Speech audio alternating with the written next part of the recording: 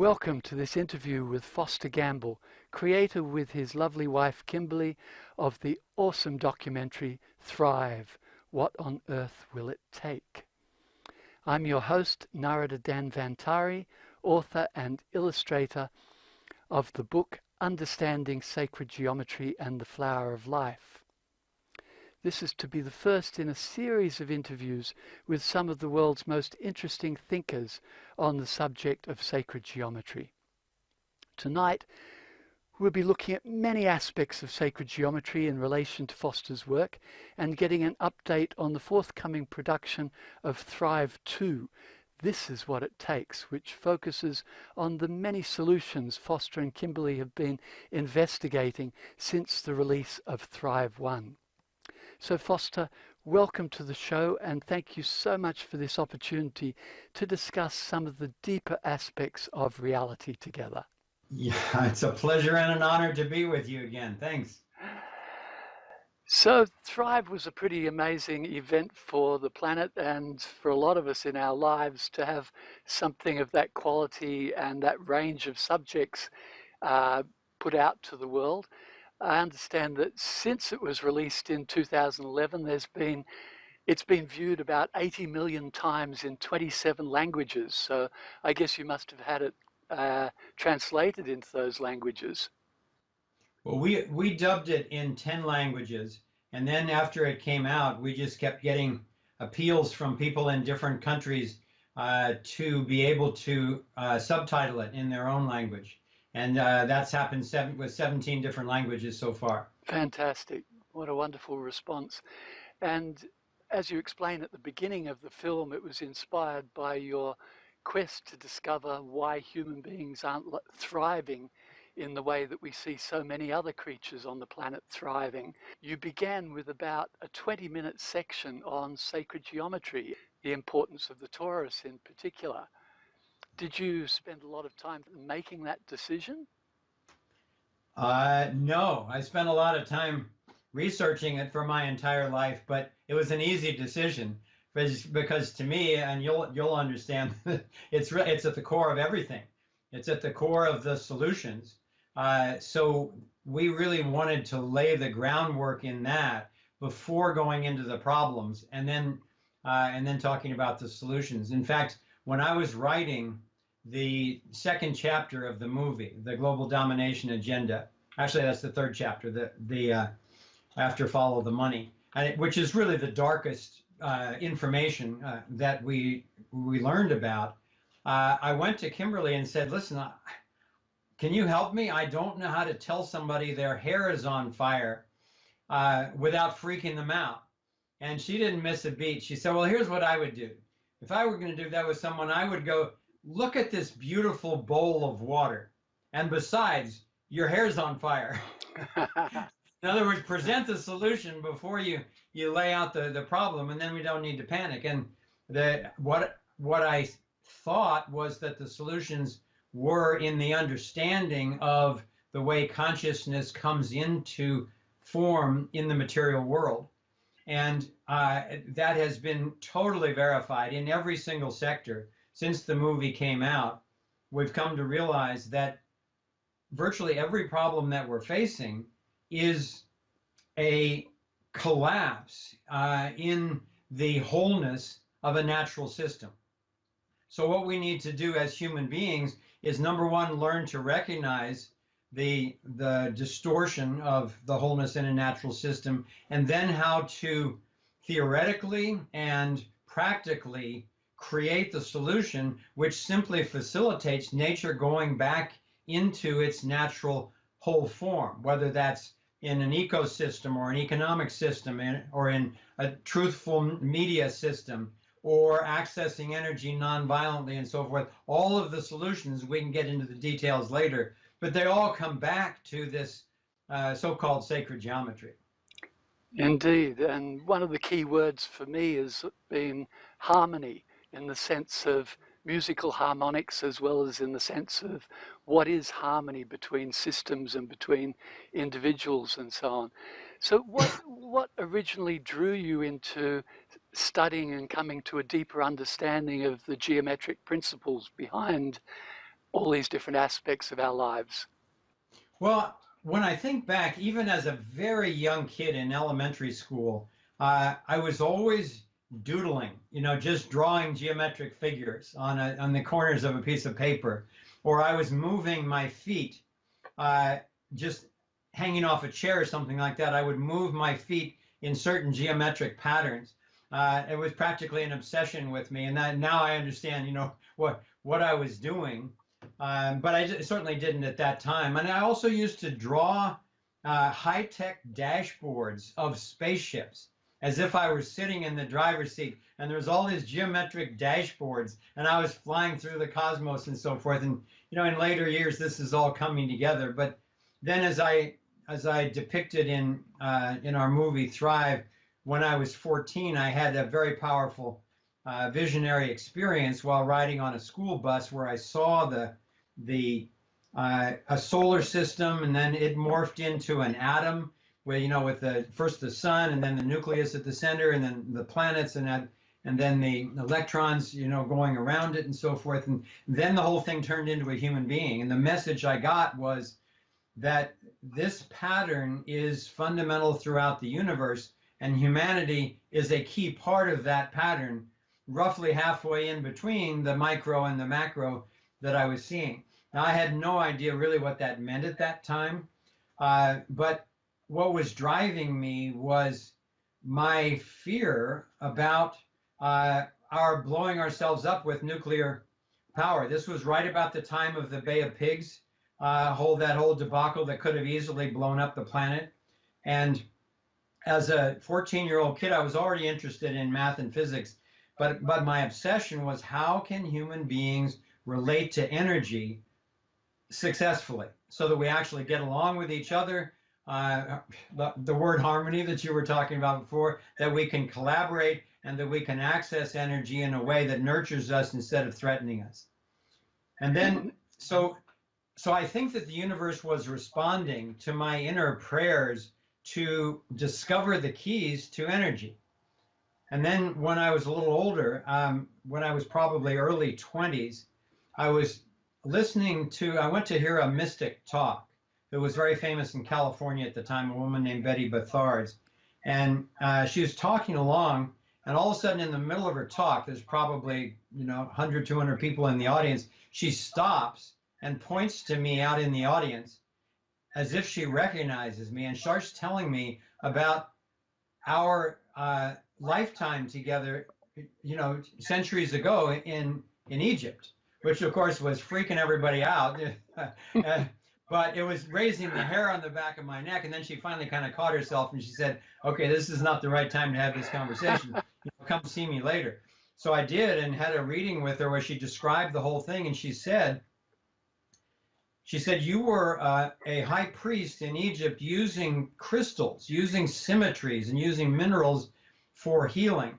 And she said, you've come back again this lifetime with that knowledge embedded in you. But this time you're coming back to work at a larger scale, to work at a global scale. And instead of using crystals, this time you're going to use the media, but it's the same knowledge you will be communicating. And that was 30 years before I did Thrive.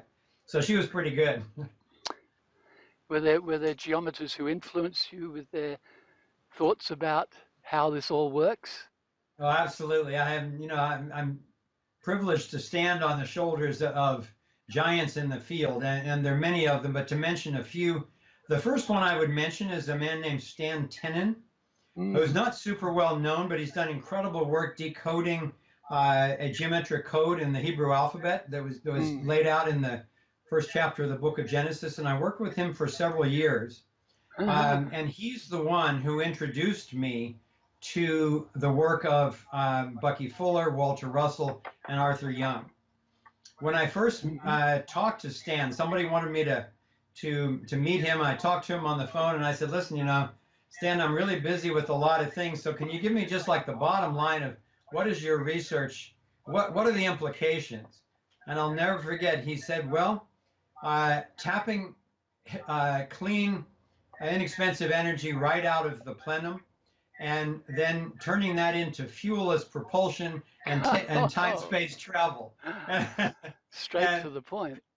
Yeah, and it's like I got that he really meant it.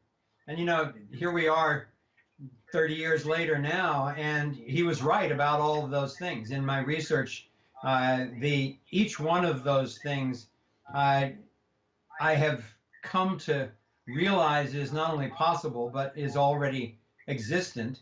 And they're all based on an understanding of the geometry of the field in which we're all embedded. So Stan was a big one. And then Young and Fuller, Russell, Rudolf Steiner, Victor Schauberger. And I've been involved with them for years before I was organizing the Sequoia Symposium, bringing together scientists from all over the world to check out whether or not the vector equilibrium and the torus were fundamental at all scales. And it was literally a few days before that that someone called me up and said, you have to meet Nassim Haramein right away. So I drove to San Francisco and attended a talk of his and was just spellbound because I had been doing similar research, but it was as if we were climbing the same mountain from different directions. We had different information, but it totally fit together. Plus, I went up to him afterward and asked him a couple of questions that I hadn't been able to find the answers to. And he was able to answer both of them immediately. So I thought, okay, this guy's for real. And I started working with him the next day, and we worked together for over 5 years. And then, we worked together in this Sequoia Symposium think tank for a few years with a lot of other scientists. And then once we had validated the vector equilibrium and the torus as fundamental at all scales, from subatomic to physics to chemistry to biology to psychology to astrophysics and so forth, well, then we broke up into smaller teams to apply what we had verified. And he went on to work on the physics papers and on energy technology. And I worked with a man named Robert Gray, who was an incredible researcher, and he's like at least 3 people in one. He's a brilliant physicist, and he's a mathematician, and he's a computer scientist and a geometer. He was really the mathematician for Bucky Fuller. Did the math throughout his synergetics volumes is really his masterwork as far as I'm concerned. And so he and I together created what we called the Atomic Geometry Project, and set about 3D computer modeling the entire periodic table of elements based on 16 postulates that I had come up with that I thought would apply to the periodic table. And so that's another whole story, but Robert was brilliant, and that led me to Ken Snelson, who also worked with Fuller. He was the one, Ken, who really introduced Fuller to the notion of tensegrity. And Snelson was a sculptor, and he was doing sculptures of his idea of the periodic table of elements, which were hugely fundamental in my own understanding, as was the work of Marvin Sollitt back in Boston. And then David Bergman and Charles Lucas I don't know if you're familiar with Common Sense Science, but they were also doing fundamental modeling, toroidal modeling of the periodic table, also along with Lawrence Hecht and Robert Moon. I would say they were the major influences that really I could stand on their shoulders and end up accurately modeling the whole periodic table. I'll mention one other, and that's Marshall Lefferts. You know Marshall from the Resonance Academy, and we've worked together in the Foundation for Conscious Evolution and in the Thrive Project and in Resonance for many years.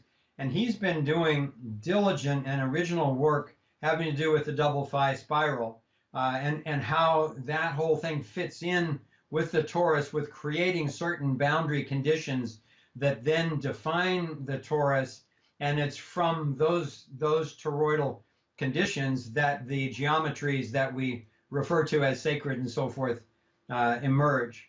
And then I guess the one last that I would mention is Bose and Einstein. When they did their Bose-Einstein condensates, a lot of people don't know about this, but there's actually pictures of this plasma condition where they would put different frequencies in, put them at different temperatures and so forth.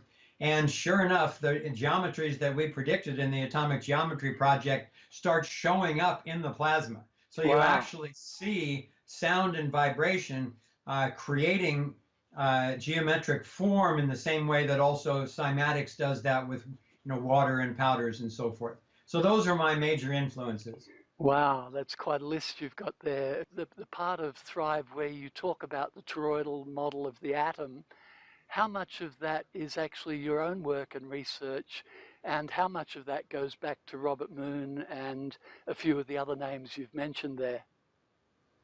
Well, I certainly owe most of it to the other names that I mentioned, and then there were certain aspects of it that I put together that I haven't seen elsewhere, and I really attribute a lot of that to Robert Gray too, because he and I were just in intense dialogue for 2.5 years, and I would convey certain ideas, visions, dreams that I had had, and so forth, and he would. Enter them mathematically into the computer to see if they worked. And we literally ended up following these postulates, and he could do it rigorously mathematically in 3D. And what I mean by that is that the fundamental notion of people like Snelson and Moon and our own work is that they're no billiard balls. They're simply vortices in a continuous sea of energy. And the geometries themselves are the vectors that connect the centers of the tori. That's what makes the what we think of as the platonics and so forth. Bucky Fuller, in his final work, literally hadn't finished the work before he died, but he'd written this section on what he called polyvertexians. And he said, the toruses don't even touch each other, but it's the vectors connecting them that create what we think of as the tetrahedron and the octahedron and the icosahedrons, etc. Mm, But they're all energy vector geometries. They're not solid indeed. edges and vertices. And it's absolutely key that people get that in. The traditional scientists have a lot of difficulty with this, and that's why so many of them are still thinking in terms of billiard balls and thinking that the second law of thermodynamics would somehow keep us from accessing the plenum if we have an open system technology. Yeah, there's an amazing degree of agreement on that sort of thing among researchers, and especially researchers influenced by geometry, which I see there being a new wave of in the last decade or so. Um, they tend to have a similar take on this importance of the toroidal energetic field. Yes. Um, a lot of what you're speaking about obviously has spiritual implications too, but I notice the first time you mentioned sacred geometry, you just said something like so-called sacred geometry. I don't think it was exactly that.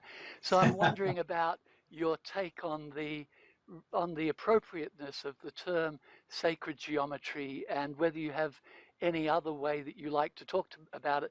I noticed Nassim was talking to somebody on the bus during our journey through Egypt, and he said he doesn't talk about sacred geometry, and I think his meaning was that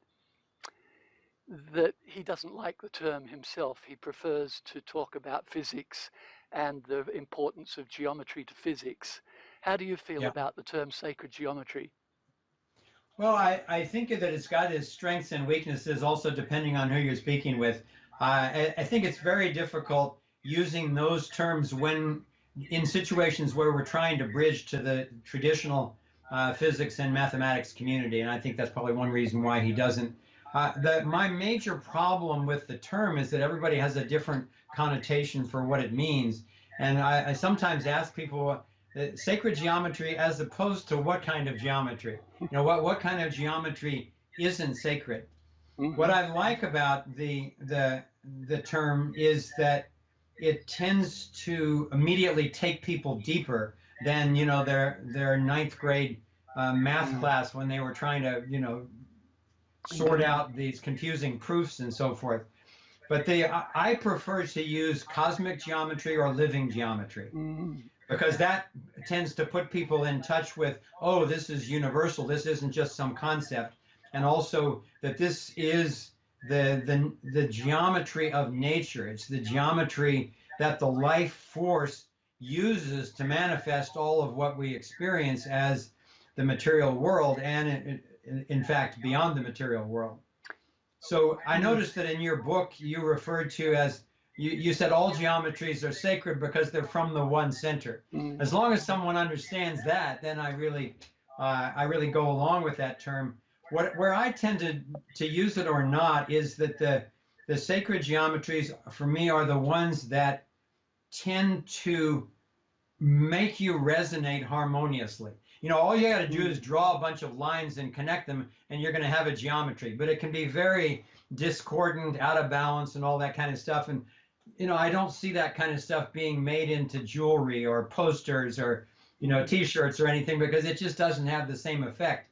The meaning of sacred geometry that I especially like is that when you see it, it tends to resonate you in ways that feel sacred or spiritual. And by that I mean that it tends to take you beyond your rational mind and physical body into the experience of oneness with the field of from which we have emerged and into which we will return, as far as I can tell. Indeed, the word consciousness comes to mind there as well. And I think sacred geometry to me implies that it's also about the mind and the spirit, as well as pure mathematics of matter. Yeah. Also, well, that's what interested me most. That's what really caught my attention was once I realized that there are no things in the world, there are no like solid objects. I mean, it's useful to recognize the difference between a bus and an open street. Otherwise, it can take out your physical body. But when you get down to the essence of it and realize that below the cells are the molecules, and below the molecules are the atoms, and below the atoms, all these fundamental particles, so-called, that everything is just vortices in a sea of energy, that opens up a whole new understanding. And to me, that's the power of relating to the spiritual nature of it, is once you realize, okay, we're all made of that, then there's the opportunity to not just look at geometries, but to embody those geometries, to realize we're made up of it, but also if you use your imagination to embody these sacred forms, actually call that energy into your body, it transports you to other realms. It heals disease. It balances out the chemistry in your body. You know, that's a lot of what I'm exploring, and we can get into later on, is sacred geometry as the basis of so many of the most profound healing, both techniques and technologies that we're discovering. I believe that a lot of us have realized that the ancient cultures had a much more holistic perspective on studying the nature of reality. They didn't have this split between spirit and matter in the same way that we do. So for them to study the patterns from which everything is made, even at the atomic level, would be a spiritual pursuit. It would be looking at the nature of God, if you like, in a way that we've forgotten. Yes. And then many of our most intelligent scientists are probably very aware of that too. Many of them consider themselves to be very spiritual people in their own way. Yes. And also it brings to mind that Plato had some interesting, Plato and Pythagoras both seemed to believe that the study of geometry had a profound effect on human consciousness. Yes. Do you have a take on that? Do you feel like that through studying these things yourself and through watching other people do these studies that it affects our being in some deep way? Oh, beyond any words I could come up with.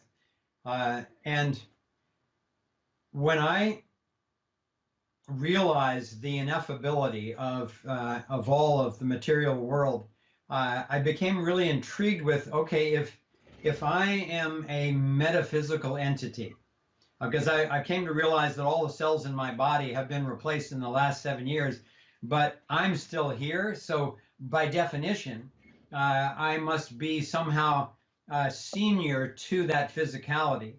And uh, and also, as I described before, that even the so-called atoms which make up our body, they aren't physical either. They're just vortices in this other sea. And so something is cohering these trillions of atoms in these vortices in my own body. So to me, by definition, from scientific, rational logic, who I am as an observer must be senior to that physicality.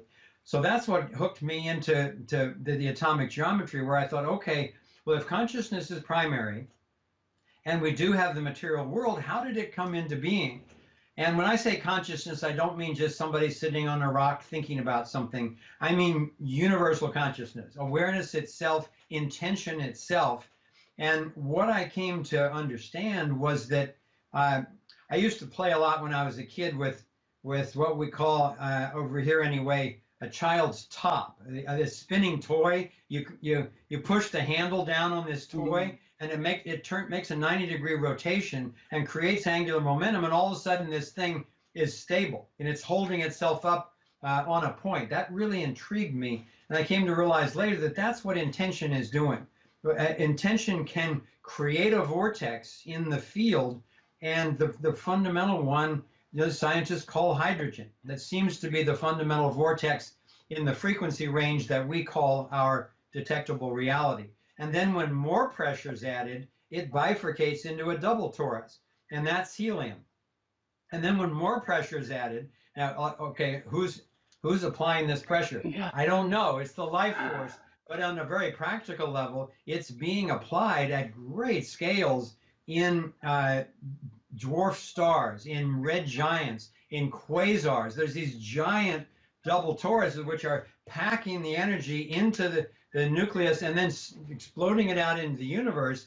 And they're sending out these atoms. The heavier the star, the heavier the atom, the more complex the atom. And so, to make a long story short, when we started unpacking it, more pressure just fractalizes the vortex so that you get more and more little vortices. And we call those electrons and protons, but they're really just vortices that are arranging themselves in the most efficient, most effective way. And then that's all the elements.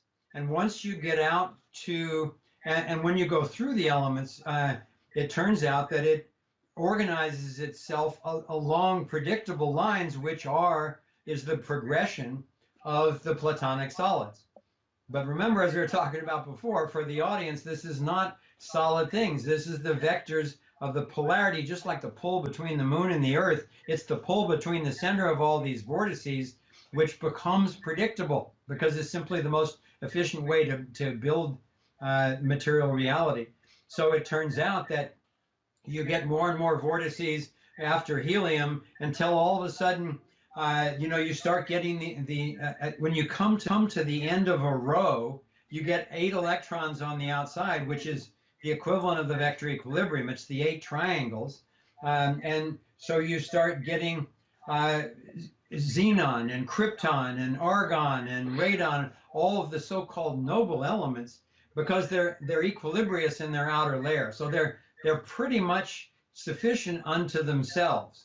They're not looking for other atoms to fill themselves out. And it turns out that's the whole periodic table until you get out to the 92nd atom.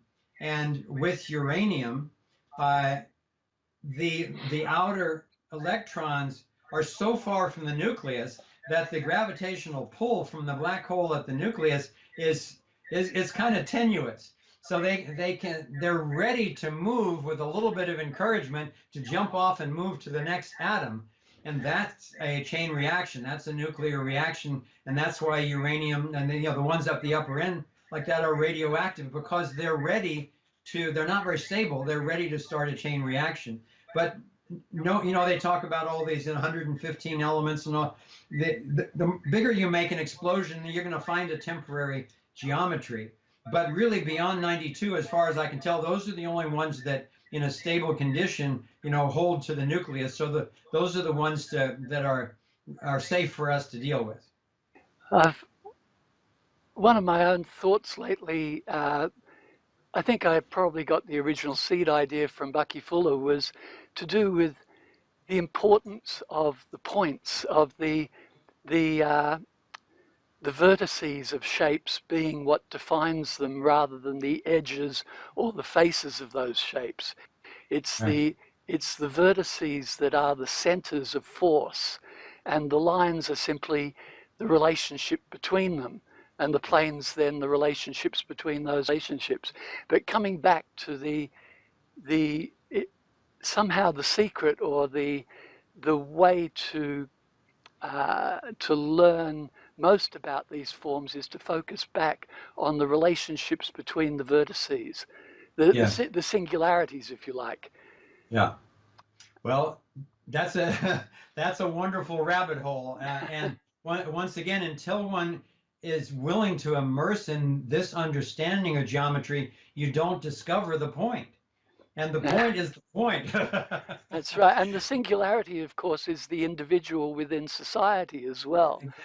So the Yeah. relationships are very important. They're what define the shape of the apparent manifestation, but it's the singularities, the individuals within that, that are the actual reality behind the relationships and the appearance of the shape.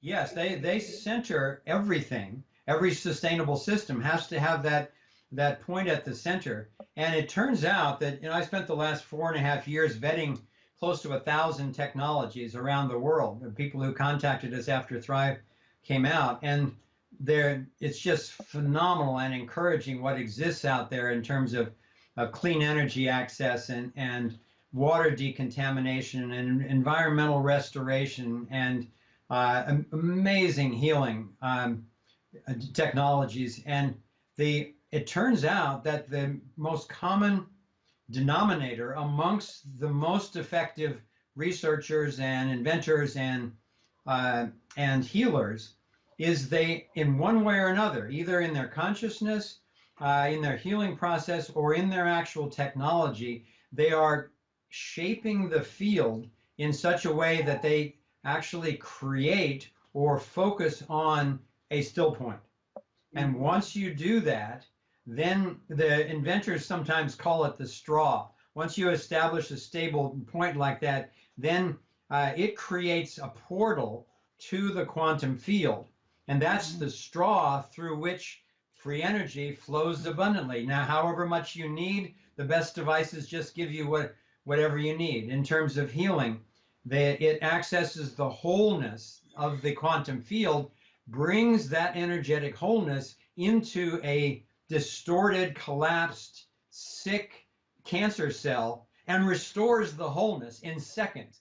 It actually brings it into to the DNA of your body and rides along the roller coaster of your helix, replacing damaged DNA with healthy DNA from behind it. Just these sound like magical or mystical things, and they are, in the sense that traditional science doesn't define them yet.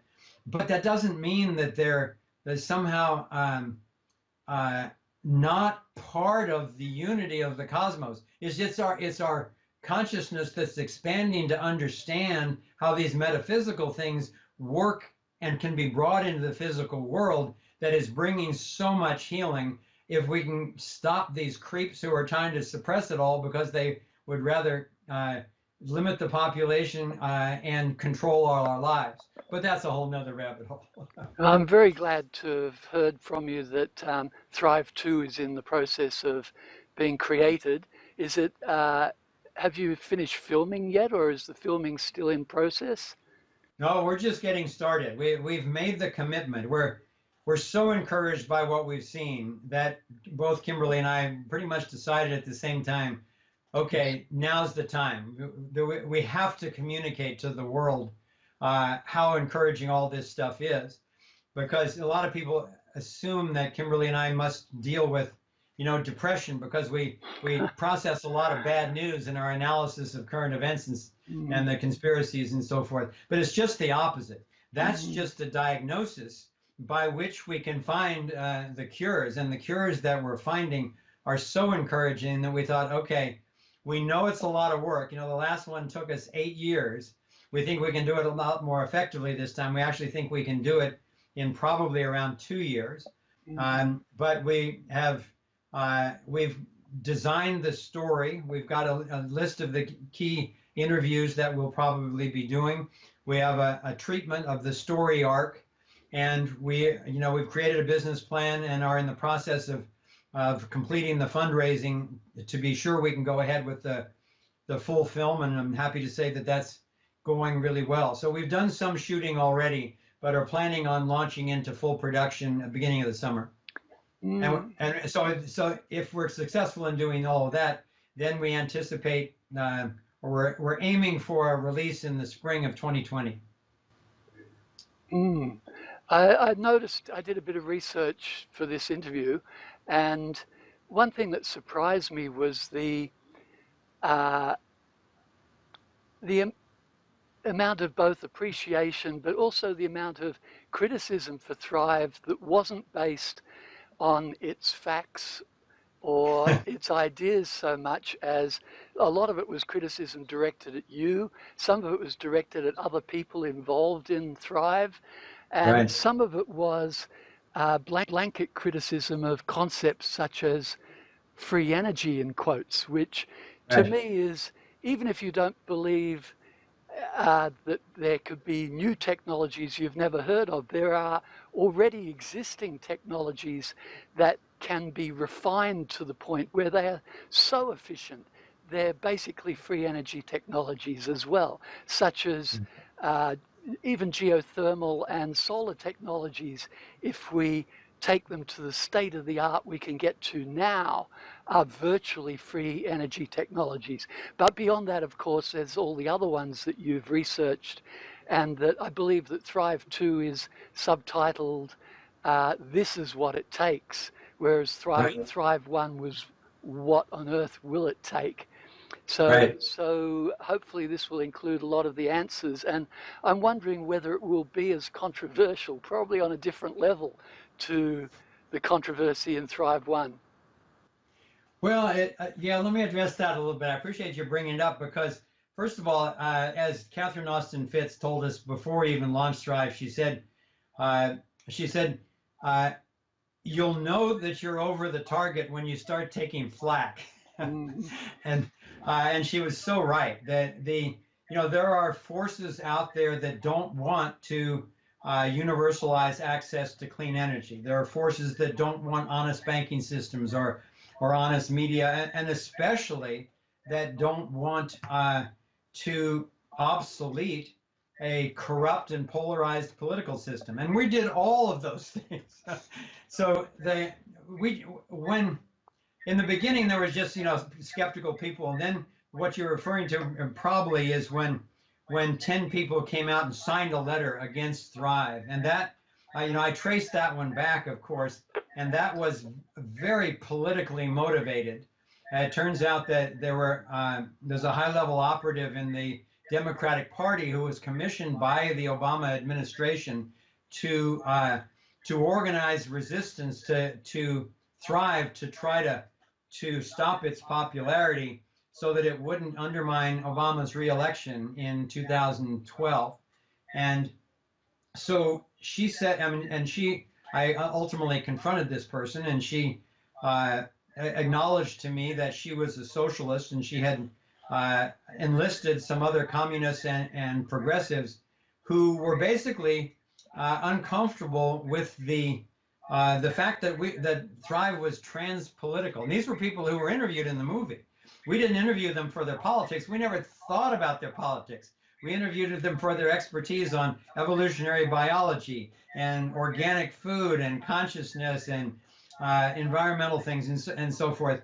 And then all of a sudden they were resentful that we weren't on some political team. But that ended up being a lot of the power, and the reason why Thrive is now the most widely seen independent documentary in history and continues to grow at a rapid rate, is that people stood up and cheered all over the world when we did screenings, when they realized that our solutions are not politically based. Because, how's that working out for us?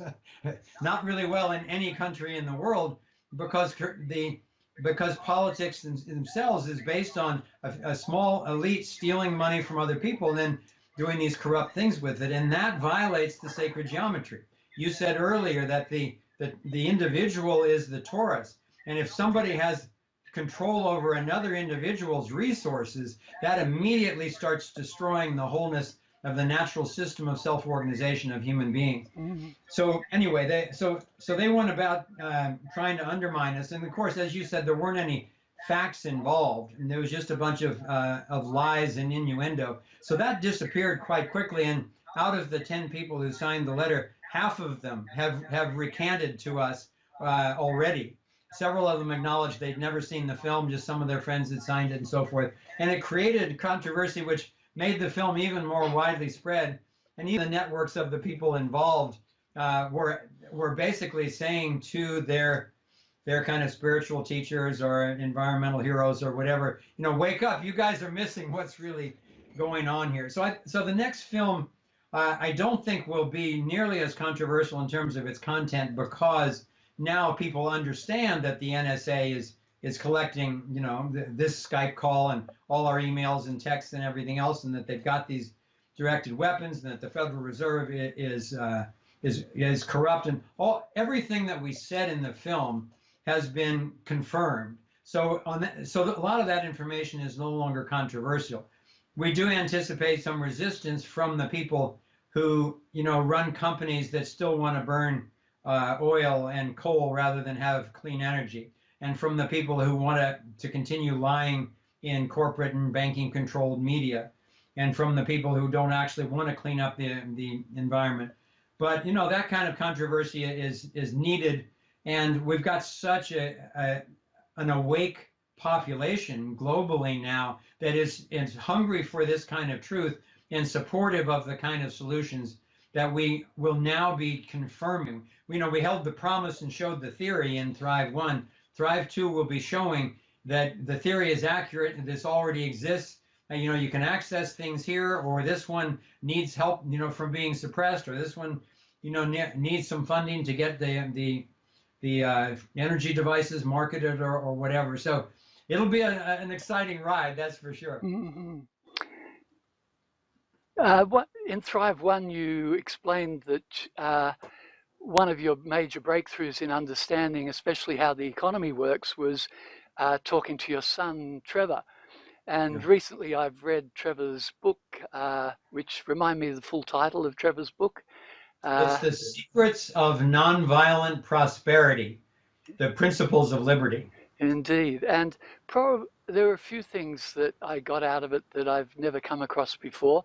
I think possibly the most important was I already understood that government had a monopoly on force, in the sense of that they can use the armed forces and the police to enforce whatever they are legally allowed to use physical violence against people in a way that nobody else is. I already understood that, but what I didn't understand is that everything a government does is an imposition of force over individual rights, that every law that they make is a restriction on the rights of an individual to choose what is right for them to do.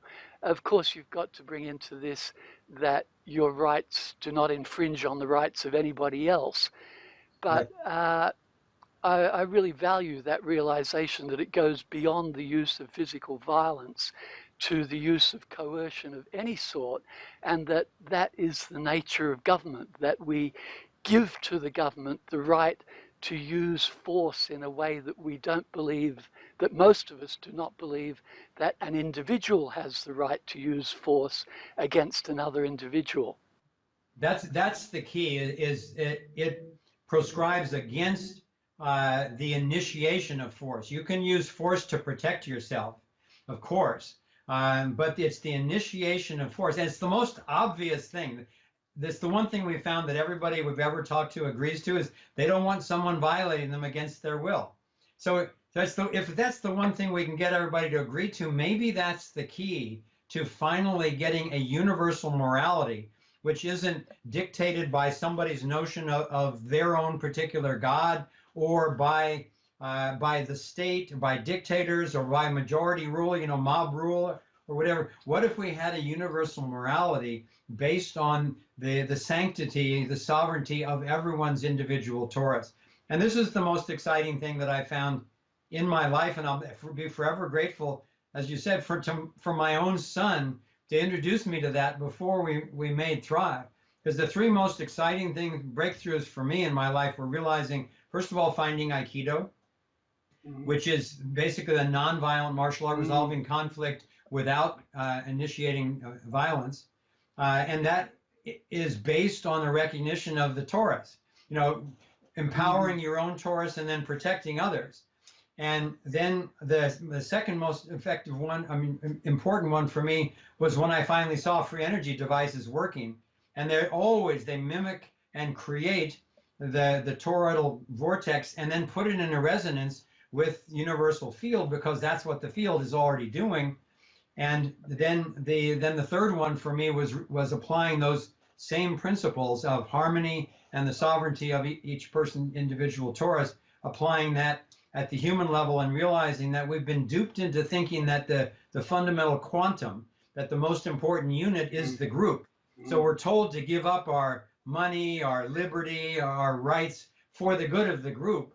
And Martin Luther King said the arc of the moral universe is long, but it bends toward justice. And he's right. You look back to the pharaohs, to the kings, to the dictators, to the prime ministers and premiers and presidents and so forth, and democracy. We're headed in a good direction from absolute dictatorship to what? What is it that's increasing with each of those steps? And it's individual freedom. But most people don't think that there's a way that we can be individually free without it going into chaos. And that's why we're making Thrive 2. That'll be the through line of all of the solutions we're talking about in Thrive 2. And I'm writing a book about it as well now to show that the obvious, the simple, the one thing we agree to is the key to the whole thing. Because if we were living in that kind of society, the cures for cancer, the environmental restorations, the free energy technologies, the honest media, they would all be out there already. And we can barely imagine the creativity, the love of that kind of harmonious society. But it is coming.